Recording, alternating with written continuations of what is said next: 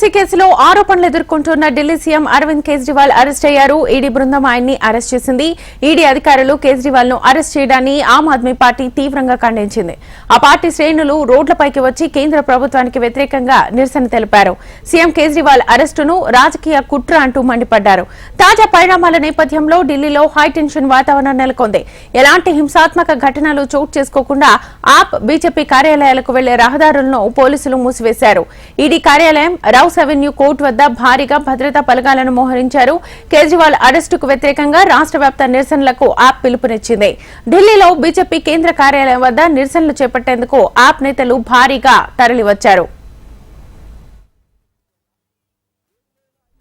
కేజ్రీవాల్ ను ED arrest చేసిన తర్వాత ఢిల్లీలో హైటెన్షన్ వాతావరణం నెలకొంది. ఢిల్లీలోని అనేక ప్రాంతాల్లో పోలీసులు ట్రాఫిక్ నిబంధనలను విధించారు.